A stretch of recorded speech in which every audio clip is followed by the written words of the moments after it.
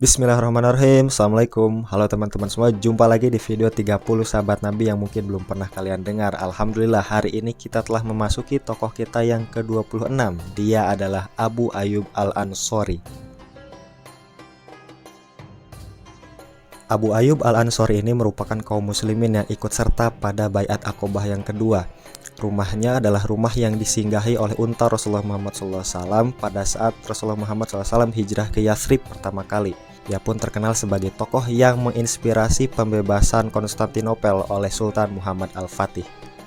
Ketika Rasulullah Muhammad SAW hijrah ke Madinah, lalu ia membiarkan untanya memilih sendiri di mana tempat ia akan singgah, maka banyak sekali kaum muslimin di Madinah saat itu menginginkan Rasulullah Muhammad SAW menjadikan rumahnya sebagai rumah singgah beliau, sembari menunggu pembangunan Masjid Nabawi dan bilik Rasulullah Muhammad SAW di sampingnya selesai.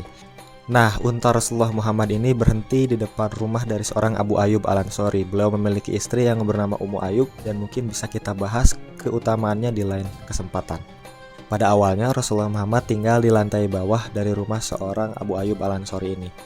Namun setiap kali Abu Ayyub Al-Ansori tertidur di lantai atas rumahnya, ia selalu membayangkan ia tertidur di atas Rasulullah Muhammad SAW dan itu sangat tidak beradab menurutnya. Sehingga setiap kali ia memikirkan hal tersebut, ia pun menjadi menggigil. Dan akhirnya ia pun meminta kepada Rasulullah Muhammad untuk berkenan pindah ke lantai atas. Dan istrinya pun sama halnya dengan Abu Ayyub Al-Ansori. Pernah suatu hari Ummu Ayyub Al-Ansori ini menumpahkan air di lantai atas ketika Rasulullah Muhammad SAW masih tinggal di bawah. Dan ia takut air itu merembesi ke lantai bawah dan mengenai Rasulullah Muhammad SAW, sehingga ia cepat-cepat ingin mengelap air tersebut. Padahal tidak ada di sekitarnya selain kain sutra yang mahal. Maka ia pun rela mengorbankan kain sutra yang mahal itu untuk mengelap air yang jatuh agar tidak menimpa Rasulullah Muhammad SAW yang ada di lantai bawah. Abu Ayyub Al-Ansori ini pun terkenal sebagai kesatria Islam yang senantiasa ikut dalam pertempuran, baik ketika Rasulullah Muhammad SAW masih hidup maupun ketika beliau sudah wafat.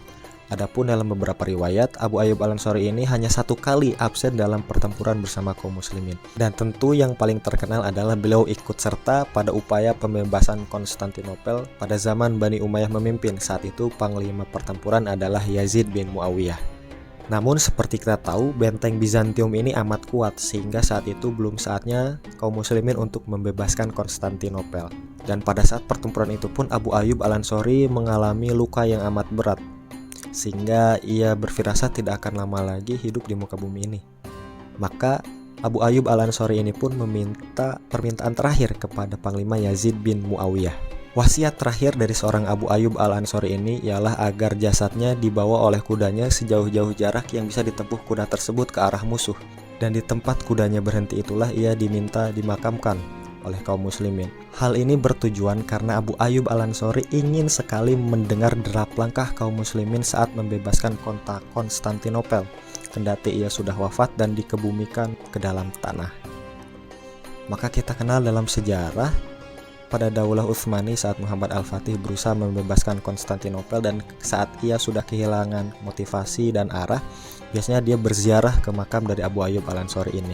Ada hal menarik berkenaan dengan makam dari seorang Abu Ayyub Al-Ansori ini, yakni dalam interval waktu sebelum pembebasan Konstantinopel oleh Sultan Muhammad Al-Fatih, makam dari seorang Abu Ayyub Al-Ansori ini dianggap sebagai makamnya orang suci oleh orang-orang Romawi. Sehingga ketika di Konstantinopel saat itu terjadi kekeringan, terjadi kemarau yang panjang dan hujan tidak turun-turun, orang-orang Romawi itu sering menjadikan perantara Abu Ayyub Al-Ansori ini untuk meminta hujan.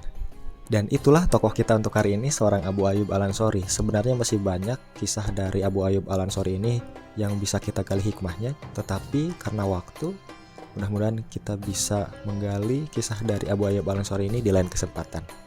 Mudah-mudahan video ini bisa bermanfaat. Kita ketemu lagi di tokoh selanjutnya, masih dalam video 30 sahabat Nabi yang mungkin belum pernah kalian dengar.